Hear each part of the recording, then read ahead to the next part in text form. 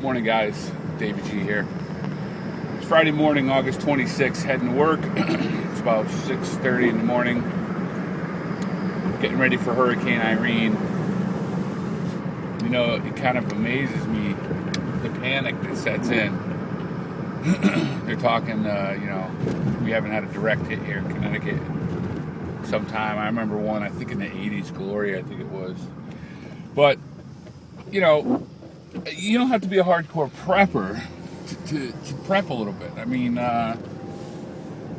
we always have water in the house. Just try to pick it up when it's on sale.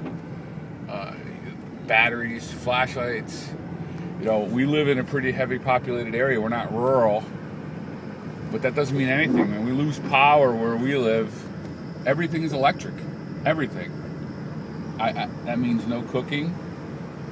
No heat if it's the winter. It's not cold enough to be worried about heat. No hot water. So, I always have,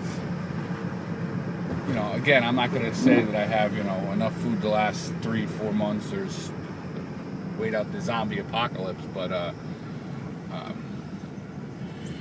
we have a fireplace, so I always have firewood in the event that it is winter time. And I always keep, sometimes my wife thinks I'm crazy, she doesn't now. I used to camp a lot when my daughter was younger. I always keep that Coleman stove and a lantern. And I always have flashlights just because it's kind of like a fetish of mine, flashlights.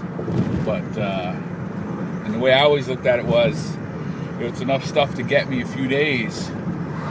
And then, firearms-wise, I always have plenty of ammo, and if you need to get what you got to get after that, if it was something like apocalyptic, every man for himself, or WROL. So, but really, my wife stopped at Walmart last night. She said she couldn't find anything, and on the weekend is when we do our normal shopping for the week. So it's going to suck Sunday because you're not going to be able to get stuff you just normally get for the week.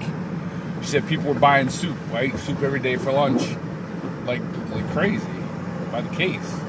And like I said, I always have just the basics to get you through a couple of days. And we've had definitely, and again, living in a heavy populated area, we've had times when there was no electricity for 3 days. I used to have an office way down in Fairfield County, which is like some of the richest parts of the country. And those people, money or no money, had an ice storm, 10 years ago, and there was no power for a week.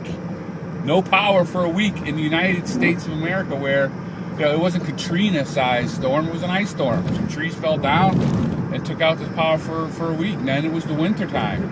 Now you're screwed if you didn't prep at least a little bit. All right. Try to get some stuff today anyways that we normally get. Talk to you later. What's up, guys? It's Saturday morning, the 27th of August, 11 a.m.-ish. Did our grocery shopping this morning, which was a normal grocery day for us. And the people in the grocery stores were ridiculous. Unbelievable. They hear some people saying they're buying 2 weeks worth of food today in case of Hurricane Irene. And the stuff they were buying was it wasn't going to do them any good if we were out without power for 2 weeks. So I guess they just assumed, I don't know what they assumed, but you see people buying, like, as you're going through the produce section, you see people buying pounds of cold cuts in case they're mobile for 2 weeks. It's cloudy here today. It's drizzling. I don't think this is Irene yet. This is the showers they predicted. We're about as prepared as we can be. Like I said yesterday, I always have the basics to go a couple, 3 days without power, because we're all electric where we are. And no really concern of climate as far as temperature freezing, but I have wood if we have to light a fire in the fireplace. Get the gas grill tank is always full, got a spare camp stove, always have that at the house. Lanterns, flashlights, batteries, water, food, stuff that could be won't spoil. So I think the wife and I are going to go out tonight. If the people haven't shut down, they're talking about shutting down some of the highways here in Connecticut this afternoon.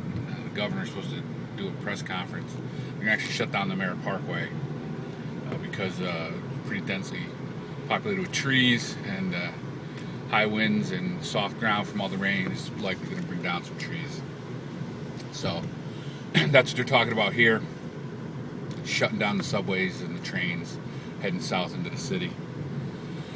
So, if I die tomorrow in this hurricane, I want to make sure I go out with a good meal or something. So we're going to head down to maybe get something tasty for tonight.